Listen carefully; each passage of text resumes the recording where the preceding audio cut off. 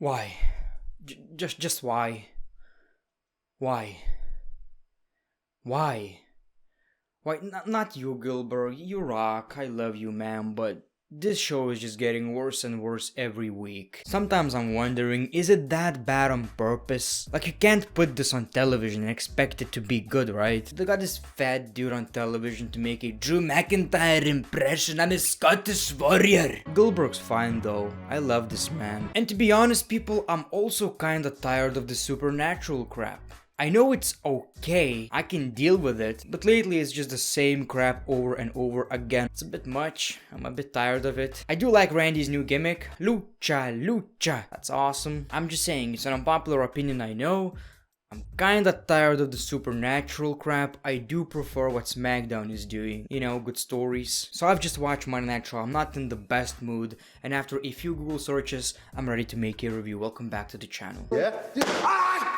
Welcome everybody to a brand new episode of Greatness of Raw. How are you guys doing today? If I'm being completely honest, when I'm watching SmackDown, it feels like a 30-minute show. When I'm watching Raw, it feels like 7 hours. I don't know how to explain this, but damn, it feels long. That's what she said. The only thing that could have saved this show was Goldberg doing something like, "Gilbert, are you disrespecting legends?" Then again, he's probably focused on that dude because he thinks that's the real Drew McIntyre. I don't know, dude, like, I'm checking the results of Raw.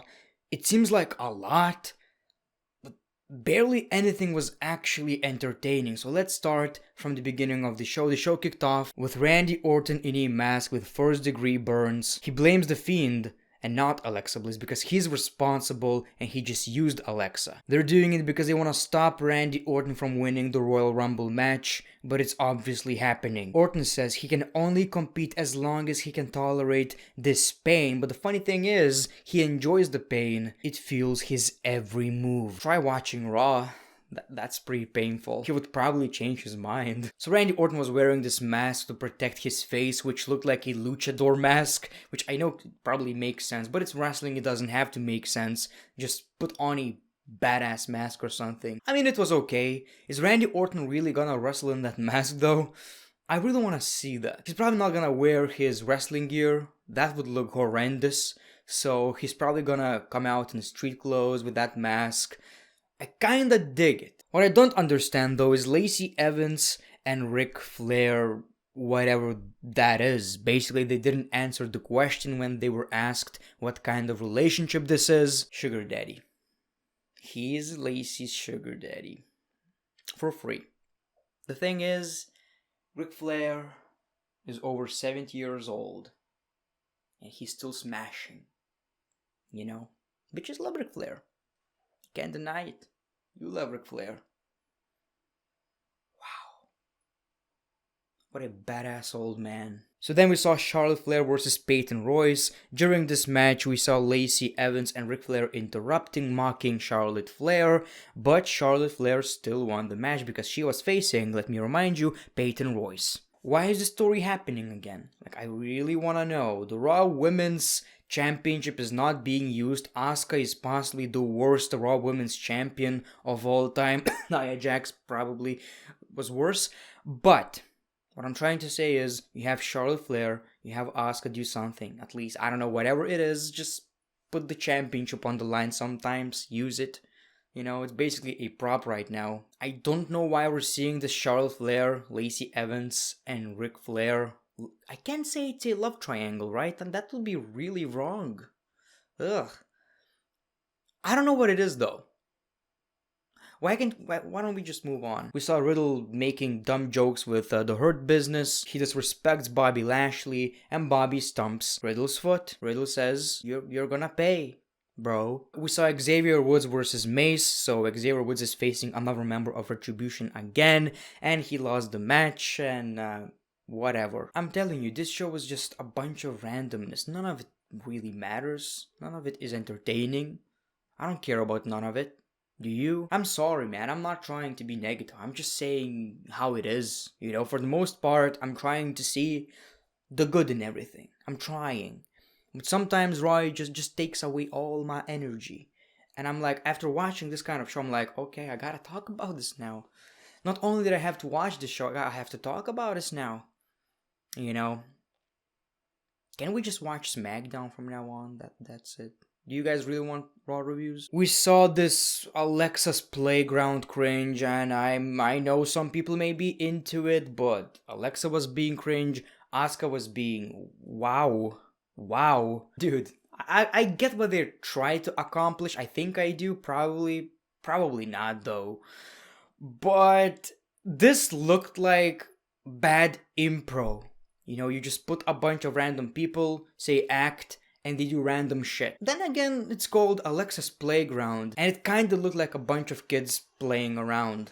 And none of it made sense because kids don't make sense. We saw Mandy versus Shayna, in which Shayna won the match. But what I did like about the show was Ricochet versus AJ Styles. Not only it was a pretty awesome match, it's been a while since we saw that match. You know, it was one of the biggest rivalries of Monday Night Raw in 2019, I think. But it was actually pretty fun to watch, and I do appreciate the ending. So Ricochet just bounces into AJ Styles, Styles Clash. Wow, that was awesome. So AJ Styles picks the W, and like I've said, that was one of the best endings in a match I've ever seen. So we got Miz TV, and we were supposed to get Goldberg. We didn't get Goldberg, we got Gilbert, which I like this dude. I don't know, it's funny. I love his pyro, that's probably the funniest thing about Gilbert. Anyway, so this dude is acting tough, and he gets interrupted by Drew McIntyre with a tiny sword. And none of it made sense, it was stupid. The crazy thing is, I didn't necessarily hate it. I mean, seeing Drew's ass crack was something, you know? It was goofy, it was stupid, but whatever. Sometimes I found it funny, I guess. Not Drew McIntyre, not Goldberg. None of these dudes are coming out of Royal Rumble with the WWE Championship. It's The Miz. So that's the point. I'm The Miz and I'm next. Then we saw Riddle and Lucha House Party versus the Hurt Business. The only thing I remember about this is that the Hurt Business are not getting along. They're teasing the breakup, and I think it's stupid. We don't need to see that, man. We really don't need to see that. The Hurt Business sometimes saves Monday Night Raw. Barely, a little bit, a part of it, 10 minutes of it, I get it. But still, they don't need to break up. The Hurt Business won anyway, and that was basically it. Drew McIntyre is returning next week, so it seems like he's fine, he's okay. We're getting Drew versus Goldberg, one of the most stressful matches in recent memory. But you know what? I like it that way. I'm gonna be at the edge of my seat, and I'll either be very happy by the end of it, or very angry, and I'll basically do. WWE cannot be that stupid. They cannot be that stupid, dude. They cannot. They are, mostly. But maybe they won't, hopefully. We saw Jeff Hardy versus Riker, which ended in disqualification because Elias got involved. Riker is angry about it. Why are we watching this? And it ended with Asuka versus Alexa Bliss. So, I mean, there's something to talk about. So we got the match. It's normal until it's not, because the lights go out and then we see Alexa in black clothes and she's a bit different now and she's dodging every move. And I saw a lot of people being angry about this. I don't think it's bad. If you like supernatural crap, I don't think you should dislike this as well, because now she's transformed and now she's the tough woman and she dodges everything. One thing that I don't like is that physically the transformation is very minor, you know, just the color change. Lately I'm just not that big of a fan of the supernatural crap anyway, but I don't think it was bad. I think it was fine. I didn't pop, I didn't care basically, but I don't think it was anything that serious. You know, people are saying they're burying Asuka. I don't think so. Alexa Bliss won the match, and that's how the show ended. I wouldn't call this a cliffhanger, like it doesn't make me want to watch next week, so whatever, man. That was a very negative review, I feel bad. I just didn't like the show, man. I just didn't like the show. Thank you for watching The Great One. Peace, love, and hugs. It's been a pleasure.